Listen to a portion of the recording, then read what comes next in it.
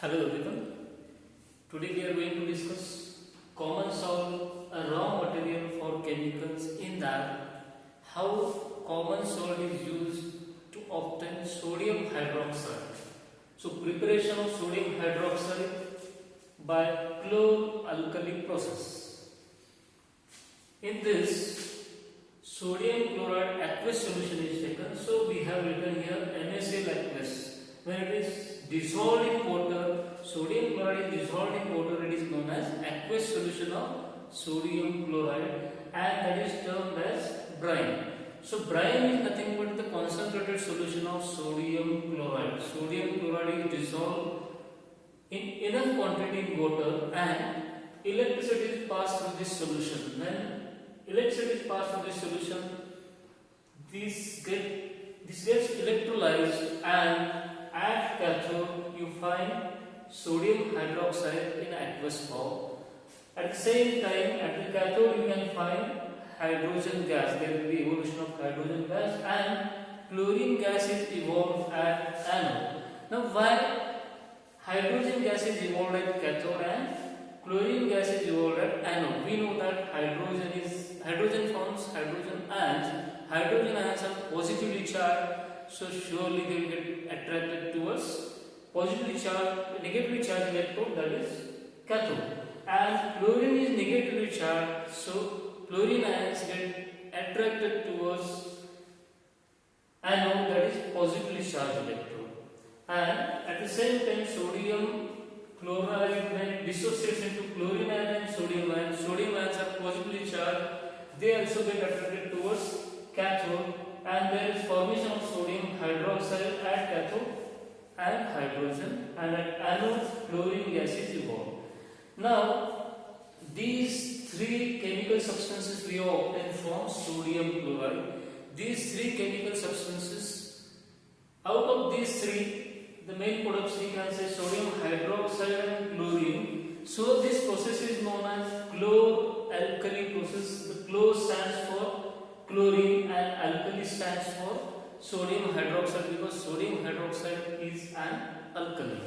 Now what are the uses of these three chemical substances found here?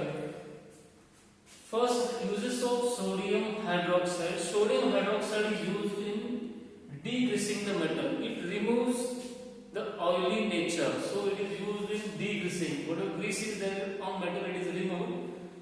Then secondly, it is used in soap and detergent industries, because soap is nothing but sodium salt of fatty acids. So in preparation, sodium hydroxide is used. It is also used in paper making industries, paper and pulp industries. At the same time, it is also used in preparation of artificial fibers. Now let's discuss the uses of hydrogen. Hydrogen is used as fuel. It can be used to prepare margarine. It is nothing but a substitute for table butter.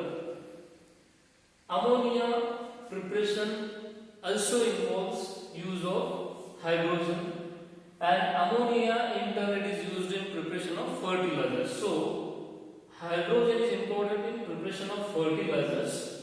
First ammonia is prepared, and then from ammonia fertilizers are prepared. Now third is uses of chlorine. First, it is used in water treatment as a disinfectant, as it kills germs. It is used in water treatment. It is also used in preparation of manufacture of chlorofluorocarbons, which are used as coolant in fridges and all other appliances. It is also used in swimming pools for disinfection of water. It is also used to prepare PVC, polyvinyl chloride, and you might be familiar with the electric wires are coated with one of the material, insulating material. That insulating material is nothing but PVC, polyvinyl chloride. So it is also used in preparation of different disinfectants and preparation of pesticides. So pesticides means basically those are known as chlorinated pesticides or chlorine based pesticides. You can consider here BHC, benzene hexachloride. It is also one of the pesticides. No doubt it is banned in most of the countries because It has many effects like bioaccumulation and biomagnification. This is very toxic. BSC is very toxic. So these are some of the uses of the materials or the chemicals obtained from salt. So from salt we obtain sodium hydroxide, chlorine and hydrogen. Thank you.